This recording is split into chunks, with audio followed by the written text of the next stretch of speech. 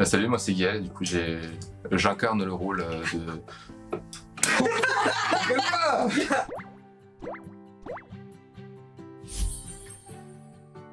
Bonjour, je m'appelle Gaël et je suis du coup ingénieur son sur le projet de Au-delà des notes. Et bonjour, moi je suis Théo et je suis compositeur des musiques du film. Comment vous êtes arrivés sur ce projet, chacun de votre côté? T'as répondu à la question, on est arrivé chacun de notre côté. Moi du coup je suis arrivé par le biais de Théo, il m'a contacté en me disant ouais mec, on a besoin d'un ingé son de préférence diabétique et j'étais là et disponible, du coup je suis venu faire le son. Voilà. Et moi, je ne sais plus. On m'a juste proposé, je crois. Je pense que je t'ai demandé Oui, c'est ça. de faire la musique et tout. T'as dit genre. À quoi ressemble votre travail sur un projet comme celui-ci? Êtes-vous plutôt autonome? Est-ce qu'on est capable de se débrouiller seul? Moi, ça dépend en fait, c'est juste une question de facilité. C'est toujours plus facile quand on est plusieurs parce qu'au son, il y a plusieurs choses à gérer sur le live quand on fait du tournage du coup. Donc il va y avoir par exemple l'enregistreur, donc on va appuyer sur Rec, etc. Regarder si le son rentre bien et il y a une bonne qualité sonore, et en même temps il va y avoir la personne qui perche. Donc c'est bien d'être deux minimum. Après tout seul ça se fait, mais c'est vite la merde.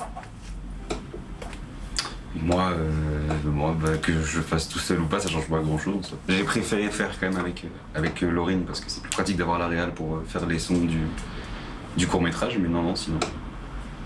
Pas besoin d'être 35 ans pour ce que je fais moi. C'est quoi le plus dur de votre taf en général?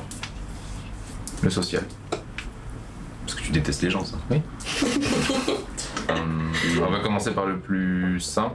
En général, là c'était pas le cas parce qu'il n'y avait pas de HF et de micro-cravate, etc. et tout.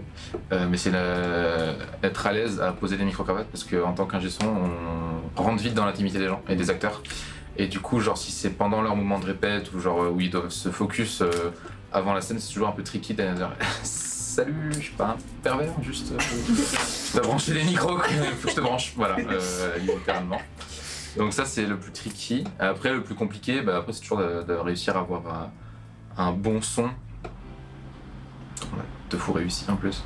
Avec les contraintes qui vont avec. Genre en fonction du lieu, des nuisances sonores, etc. et tout, normalement il y a genre des micros très adaptés à beaucoup de à des situations très particulières. Et à savoir que sur le tournage, du coup, on a eu beaucoup de situations très particulières et qu'on a eu qu'un seul micro. Ce qui n'est la faute à personne, mais juste que du coup, ça complique un peu tout ce cas. En plus, ça complique sur le tournage et sur le traitement audio derrière pour les gens qui traitent le son derrière. Confirmé. Le plus dur, ouais, c'est comme il a dit, c'est je pense de se résoudre aux contraintes qu'il y a eu sur la prise son, où malheureusement, puisqu'on a pu taper ce que t'as pu, et on a eu un rendu qui parfois n'a pas toujours été optimal. Donc c'est d'essayer de sauver un peu ça, et ça peut être pas mal de temps investi sur parfois une phrase ou deux phrases pour essayer de la faire ressortir d'une ambiance ou quoi. Sinon la composition, la difficulté, je sais pas, elle est propre à chacun selon le genre, etc. Là c'était le défi de faire quelque chose de différent par rapport à d'habitude. Mais difficulté c'est pas le mot, je pense. C'est quand on fait ce qu'on aime, je pense que c'est jamais vraiment difficile. Combien de temps la post-prod, Théo? Un été. Ouais, 2 mois. 2 mois, pas en 35 heures, mais pas loin. Mais ça a été, ouais, j'ai commencé fin juin et j'ai fini en août. Théo, quelle a été la scène la plus difficile à mixer? Il y en a 2. Il y a la scène, je crois que c'est la 9, la fameuse 9, où ils sont dans le lit, il y a Kira et... Ouais. C'est les devoirs, voilà, quand ils font les devoirs et qui s'en va parce qu'il a son match. T'as eu quoi là-dessus? Compliqué parce que... Pourquoi? Parce que les filles avaient fait dans le montage des raccords, ouais. Où des fois le son, c'était un son qui était pris par une perche à un endroit. Et ça correspondait pas sur la scène au truc d'élèves, donc j'ai dû recoller plein de trucs, faire plein de trucs.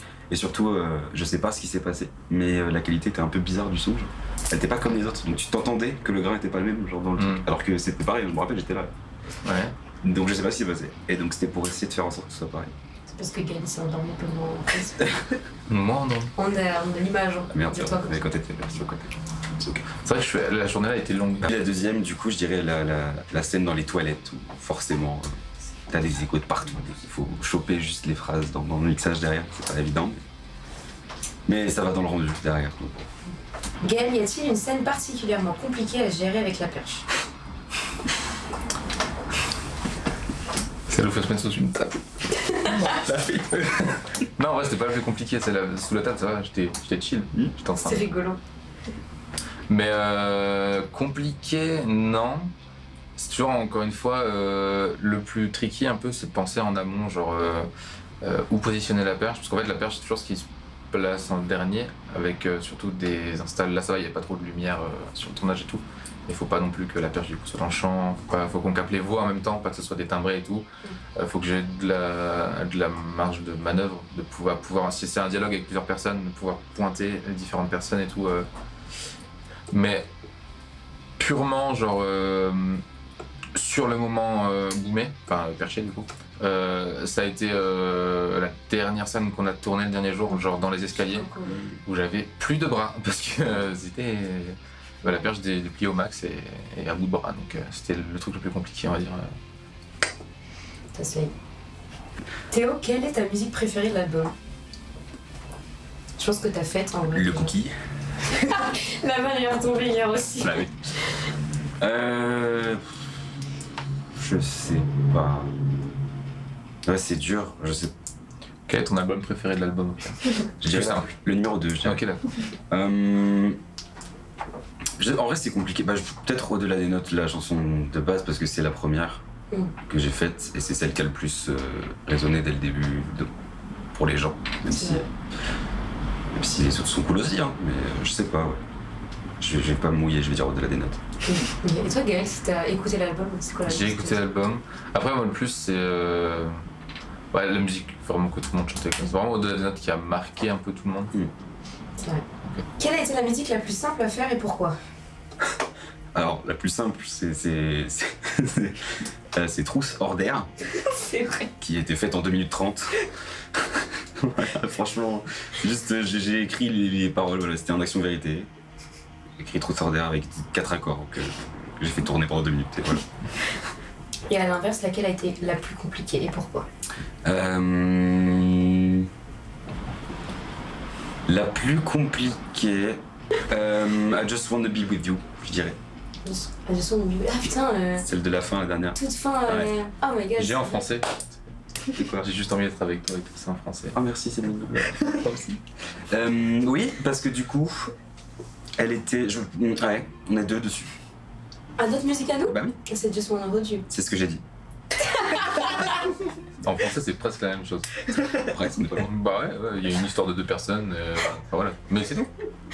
Oui. C'est ok Ouais. que j'ai pas ces musiques, mais C'est exactement celle-là que j'ai dit. Et plus compliquée parce qu'elle arrive à la fin de tout ce qu'on a fait. C'est vrai que c'est la dernière qu'on a fait. C'est tout à la fin, on l'a fait un peu en précipitation et tout. Au final, le rendu est plutôt cool, mais ouais, elle vient au bout du processus créatif, quoi. Donc c'est un peu... J'ai une question. Est-ce qu'il y a une musique que t'as faite qui se rapproche le plus de base de ton univers? Non. Ok. Non. Est-ce que du coup c'était dur pour toi de faire des choses en dehors de ton univers? C'était un défi? T'as quand même kiffé? Ouais, c'était un défi de fou. C'était hyper marrant à faire. Et vous l'avez simplifié avec vos références et tout. Vous m'avez beaucoup aiguillé. J'étais pas dans l'inconnu. Mais non, c'est loin de ce que je fais d'habitude. Là, c'était vraiment... Ça va, j'ai les refs un peu Disney Channel, donc j'étais pas non plus dans le vide dès le début. Mais ouais, plus en mode défi, en mode expérience, et c'était très chouette à faire. Gaël, qu'est-ce qui te demande le plus de concentration à la perche? C'est un truc qui permet en fait, c'est une technique qui permet d'avoir le micro orienté dans la bonne direction un peu à tout moment.